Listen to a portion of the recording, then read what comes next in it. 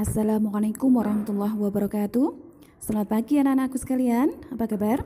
Hari ini mata pelajaran SKI kita akan belajar bab yang terakhir, yaitu bab kelima tentang Sunan Derajat.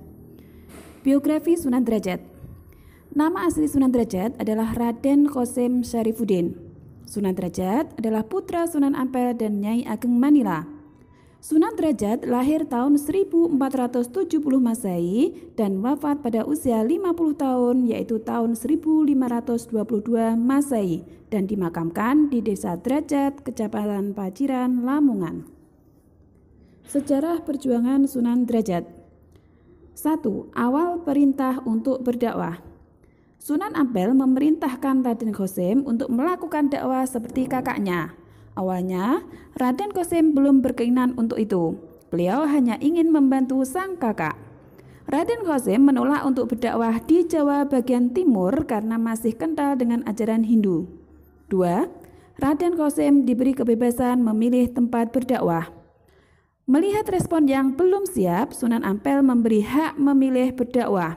Akhirnya, Raden Qasim memilih berdakwah di daerah Surabaya, khususnya Tuban. 3. Awal dakwah di daerah pesisir. Sunan Ampel memberi saran untuk berdakwah di sekitar pesisir utara Gresik dan Tuban, dan Raden Qasim menerimanya. 4. Langkah dakwah Raden Qasim. Sebelum sampai di Gresik, Raden Qasim bersilaturahmi kepada Sunan Giri. Sunan Giri memberi beberapa nasihat supaya bisa berdakwah dengan lancar dan mudah untuk diterima oleh masyarakat. 5. Penerapan strategi dakwah Raden Qasim. Setelah sampai di pesisir, Raden Qasim bertemu dengan nelayan yang sedang melaut. Beliau menjelaskan beberapa macam jenis ikan yang dapat dimakan dan ikan yang tidak bisa dimakan. Dan ternyata para nelayan senang dan bisa mengerti penjelasan Raden Qasim. 6. Menentukan Desa Derajat sebagai pusat dakwah. Raden Qasim memilih Desa Derajat sebagai pusat dakwah karena di Desa Derajat ada banyak kegiatan Islami yang secara tidak langsung akan membuat masyarakat Hindu penasaran. 7. Cara berdakwah Sunan Derajat. A. Menggunakan metode kesenian, di antaranya dengan menggunakan tembang pangkur diiringi gending. Beliau juga ahli memainkan seperangkat alat musik gamelan yang disebut singo mengkok. B. Menggunakan filosofi sendiri. Filosofi itu dikenal dengan pepali pitu yang berbunyi 1. Memangun resep tiasing sasomo, artinya selalu membuat orang lain menjadi senang. 2. Jroning suko kudu eling lan waspodo, artinya meskipun dalam suasana riang, namun kita harus tetap ingat dan waspada. 3. Laksmi taning subroto tan nyipto marang pringgo bayoning lampah. Artinya, dalam perjalanan untuk mencapai cita-cita yang luhur, maka kita tidak perlu peduli dengan segala bentuk rintangan yang ada. 4. Meper hardaning pancondrio. Artinya, kita harus tetap selalu menekan nafsu-nafsu. 5. Heneng, hening, henung. Artinya, dalam keadaan yang diam, kita akan dapat memperoleh keheningan, dan dalam keadaan yang hening, kita akan dapat mencapai cita-cita luhur. 6. Mulya guna panca waktu. Artinya, suatu kebahagiaan yang lahir batin hanya bisa kita capai dengan mengerjakan sholat 5 waktu. 7. Mene ana teken marang wong kang wuta. Mene ana mangan marang wong kang luwe, mene ana busana marang wong kang wuda, mene ana ngiyup marang wong kang kodanan.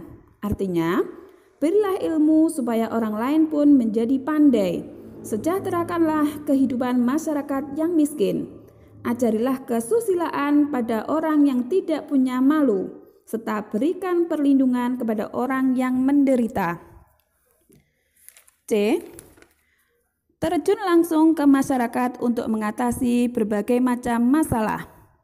Karena Raden Qasim terjun langsung, hal ini memberi dampak yang baik karena bisa diatasi secara langsung dan bisa lebih jelas masalahnya. Benda-benda peninggalan Raden Qasim yang digunakan untuk berdakwah diabadikan di museum yang difungsikan pada tanggal 30 Maret 1992 oleh pemerintah Lamongan. Di antaranya perunggu, keramik, kayu jati, terakota, batu besi, kulit, kuningan, baja kertas, lontar, bambu, aluminium, logam, buku, kertas, kain, dan beduk. 8. Pengalaman Sunan Derajat. Dalam perjalanan dakwahnya ke arah barat, perahu Raden Qasim menabrak karang dan hancur. Beliau selamat karena ada ikan talang yang menolongnya. Beliau naik ikan talang dan mendarat di desa Jelang, Kecamatan Paciran, Lamongan. Karena itulah, beliau berpesan kepada anak cucunya supaya tidak makan ikan talang. Bila pesan itu dilanggar, akan mengakibatkan bencana, yaitu ditimpa penyakit yang tidak ada obatnya.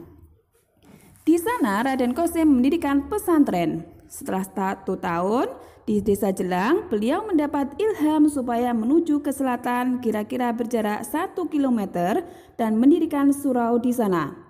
3 tahun kemudian, beliau mendapat petunjuk untuk membangun tempat dakwah yang strategis, yaitu tempat yang agak tinggi yang disebut Dalem Dhuwur. Sikap positif dalam pribadi Sunan Derajat. 1. Merakyat dan peduli kepada fakir miskin. 2. Seniman yang mendidik. 3. Berdakwah dengan arif dan bijaksana. Demikian tadi anak-anakku, sedikit ringkasan materi tentang Sunan Derajat. Untuk lebih jelasnya nanti anak-anak bisa membaca di bukunya masing-masing bab 5 mulai halaman 44. Untuk tugasnya hari ini silakan dikerjakan. Terima kasih. Assalamualaikum warahmatullahi wabarakatuh.